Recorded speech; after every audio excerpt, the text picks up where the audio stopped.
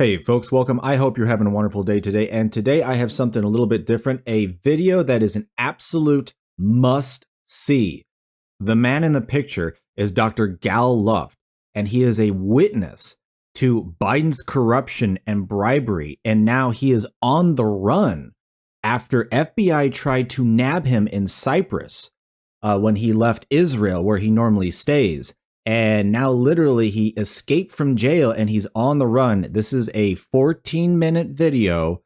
It's kind of long, but he details what's going on, why it's happening, and the truth of Biden's corruption and really the threat of what's going on. So I encourage you, sit, watch, and really soak this in, folks, because this is super important. And by the way, folks, if you enjoy my content, bring this to you, hey, please leave a like, comment, subscribe, share. My channel is all about bringing all of this left-wing corruption to light and doing what I can. So I had to tweak the video a little bit to get around the censorship. But folks, here we go. Good day. My name is Dr. Gal Luft. For the past 20 years, I have been the co-director of the Institute for the Analysis of Global Security, a Washington-based think tank focused on energy security.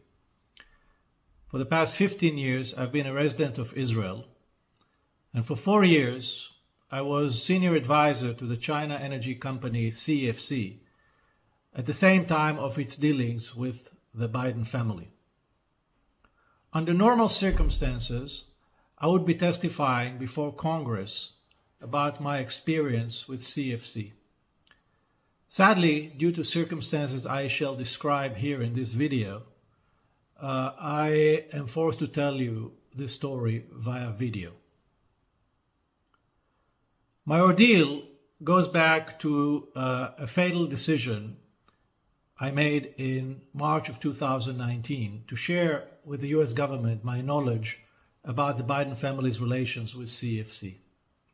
As I said, it was in March of 2019 in a two-day session at the US Embassy in Brussels. I insisted that the meeting take place in March because at the time there were rumors that Joe Biden was planning to run for president. I saw it as my civic duty to alert the government beforehand and give it enough time to probe the issue. I want to be clear, I'm not a Republican, I'm not a Democrat, I have no political motive or agenda. I did it out of deep concern that if the Bidens were to come to power, the country would be facing the same traumatic Russia collusion scandal, only this time with China. Sadly, because of the DOJ's cover-up, this is exactly what happened.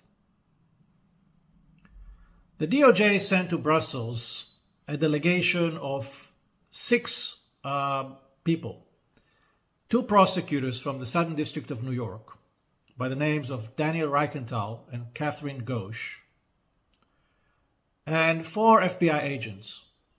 One of them was Special Agent Joshua Wilson from the Baltimore Field Office, which also happens to cover the state of Delaware. Now you want to ask yourself, why did the government dispatch to Europe so many people? Why 6? Why not 2? The answer is that they knew very well that I'm a credible witness and that I have insider knowledge about the group and the individuals that enriched the Biden family. Over an intensive two-day meeting, I shared my information about the Biden family's financial transactions with CFC, including specific dollar figures. I also provided the name of Rob Walker, who later became known as Hunter Biden's bagman. Yet, as we now know today from the whistleblower testimony, Gary Shapley, it took the DOJ a whole 21 months to probe the issue and to actually talk to Walker. But perhaps the most alarming information I revealed was of a mole within the DOJ who shared classified information with Hunter Biden and his Chinese partners. I told the DOJ that Hunter was closely associated with a very senior retired retired FBI official who had distinct physical characteristic. He had one eye. One of the FBI agents at the time even told me, that would be very easy for us to find. There aren't that many one-eyed people in the Bureau. The information I provided the FBI in March of 2019 was fully corroborated 9 months later when the famous laptop belonging to Hunter Biden, which contained all the emails and receipts, was handed to the FBI. And guess who seized the laptop from the computer repair shop? It was Special Agent Joshua Wilson, who was with me in Brussels earlier. In other words, the FBI knew from me about the Biden CFC deals before they got hold of the laptop, way before. They had enough time to investigate the issue, but they didn't. After Brussels, I never heard back from the DOJ, but instead of showing appreciation for my whistleblowing, I became public enemy number one.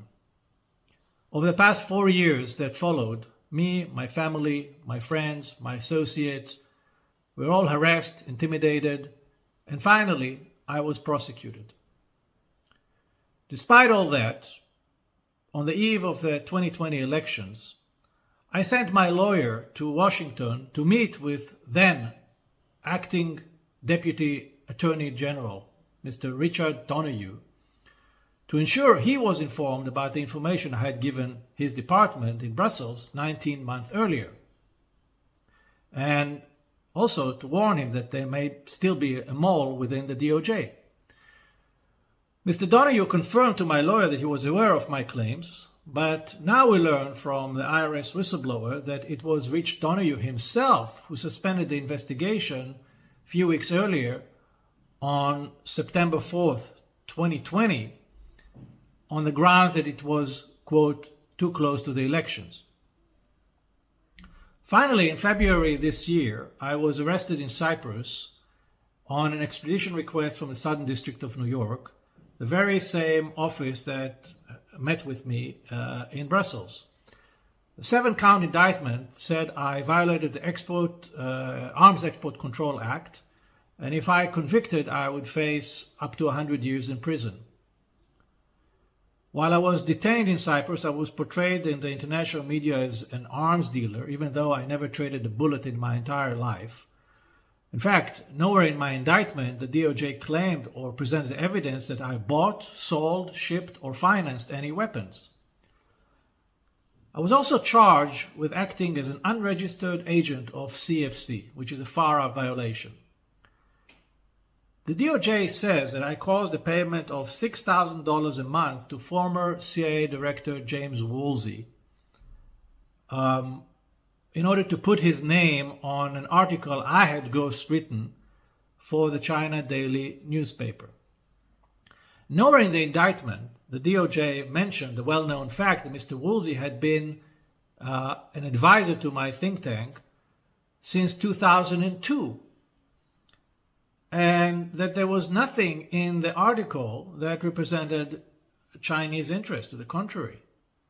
The notion that I, Gal Luft, spoon-fed a CIA director with policy proposals on China, treating him like a useful idiot, is not only an insult to the intelligence community, it is an insult to the intelligence of every American. The US government claims that I acted on behalf of CFC and therefore I'm a foreign agent. But let me tell you a little secret. The same CFC that the US government claims was associated with the Chinese intelligence and, quote, an international criminal organization, was a 501c3 charitable organization registered in the state of Virginia and approved by the IRS. The same organization was also a major donor to the Clinton Foundation and Columbia University. Needless to say that none of their executives were charged for any wrongdoing.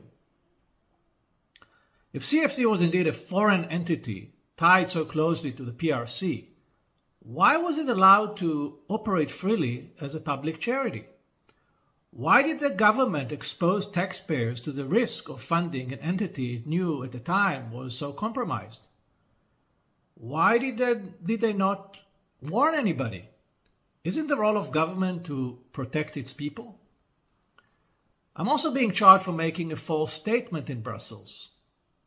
But why was I in Brussels to begin with? Was I there to eat Belgian waffles?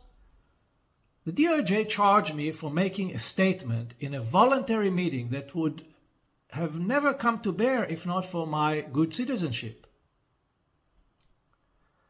So let me propose an idea. Why won't the DOJ make my indictment public? Do it. Make my day. Put it on your website so that every American can see the nature of the allegations against me, the quality of the evidence, and the length the government is willing to go to weaponize the justice system to punish whistleblowers like me. I have another idea. Why won't the FBI submit to Congress the minutes from the Brussels meeting?